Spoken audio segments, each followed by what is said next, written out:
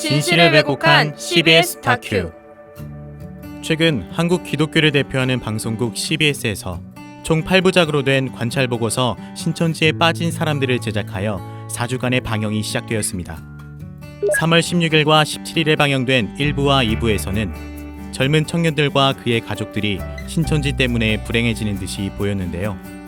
그러나 방영된 영상 여러 곳에서 개종교육이 본인의 의지가 아닌 강압적 분위기에서 진행된다는 사실이 드러났고, 강제개종 교육을 정당화하기 위한 짜깁기 편집이 증명되어 시청자들에게 신뢰를 잃게 되었습니다.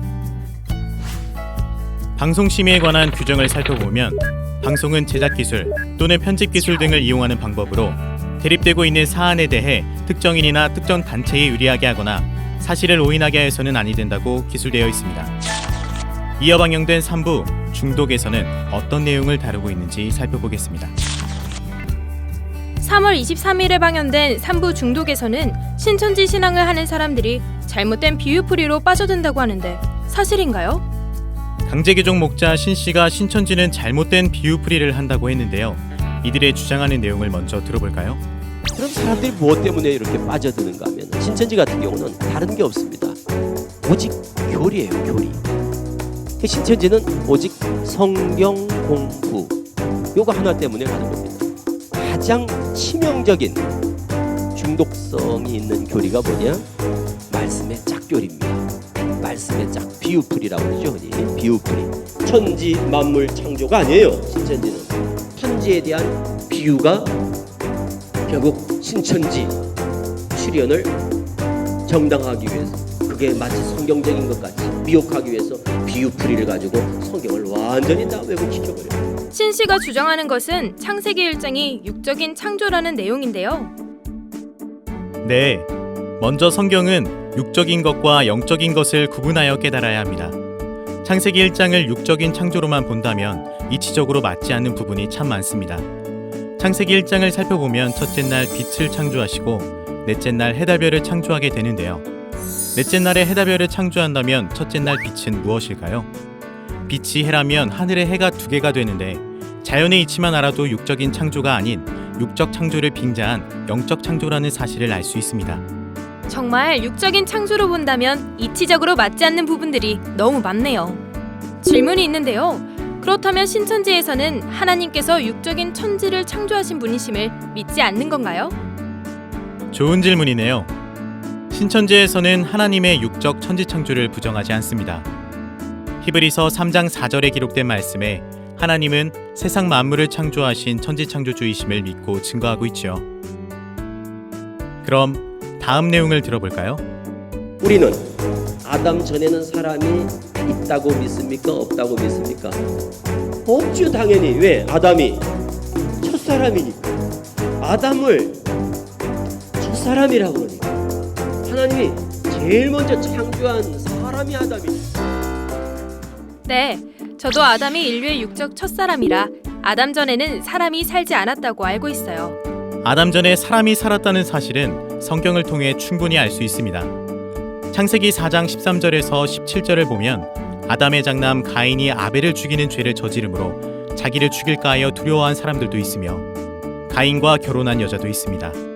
과학으로도 각종 화석과 유물을 근거로 지구상에 생물이 존재한 지 수억만 년이 넘었다는 사실이 증명되었죠. 생각해보니 인류의 기원이 대략 500만 년 전이라는 연구 자료가 발표된 기사를 본 적이 있어요. 네, 맞습니다. 창세기 2, 3장을 문자 그대로 보고 인류의 시작을 6천년 전 아담으로 본다면 학자들의 이러한 연구와 고증은 엄청난 거짓이 되고 말겠죠. 그럼 성경과 과학 사이에 크게 차이나는 세월은 아담이 육적인 첫사람이 아니라 하나님이 택한 영적 첫사람임을 밝힘으로 해결이 되네요. 네, 맞아요. 아담은 하나님이 택한 영적 첫사람입니다. 예수님은 재림할 때 영으로 온다. 그럼 보이게 온다는 겁니까? 안 보이게 온다는 겁니까? 영으로 오니까 안 보이게 오지요. 그래서 예수님은 안 보이게 영으로 온다는 거예요. 그래서 영으로 와서는 누구한테 오느냐? 영은 육에게 임한다. 영은 육을 들어 역사한다. 그래서 그 임한 영이, 예수님의 영이 오늘날 누구한테 오겠어요? 이만희 교주한테 오겠어요. 앞에서도 말한 바 성경은 육적인 것과 영적인 것을 구분할 수 있어야 하는데요. 신 씨가 주장하는 세 번째 비유는 예수님의 영이 보이게 오느냐, 보이지 않게 오느냐에 대한 것부터 알아야 할 것 같아요. 네, 예수님은 가신 모습 그대로 오신다고 성경에 기록되어 있어요. 그래서 저도 부활하신 육체의 모습으로 오시는 줄 알았는데 아닌가요? 누가복음 17장 20절과 요한복음 16장 10절을 보면 예수님은 보이지 않게 오신다고 하셨습니다. 사도행전 1장 9절에는 구름에 가리워 보이지 않게 되었고 11절에 본 그대로 오신다고 기록되어 있습니다. 즉 구름에 가리워 하늘로 가신 모습 그대로 오신다는 것입니다. 역시 말씀을 분명하게 알아야 할 것 같다는 생각이 들어요. 네, 말씀의 비유를 정확히 깨닫지 않고서는 말씀을 오해할 수 있다는 것을 명심하면 좋겠어요. 그리고 또 한 가지, 신천지를 대표하는 총회장님을 교주라고 표현하고 있는데요. 종교의 주인은 사람이 될 수 없듯이 신천지도 교회의 주인, 즉 교주는 하나님과 예수님이며 성경 말씀대로 가르치고 있습니다. 말씀으로 근거를 삼아서 이야기해 주시니 CBS에서 방영 중인 다큐 신천지에 빠진 사람들이 근거 없는 내용을 방영하고 있다는 것을 알겠어요. 신천지에 빠진 사람들 3부에서는 강제개종 목자 신 씨가 개종교육하는 장면이 나오는데요.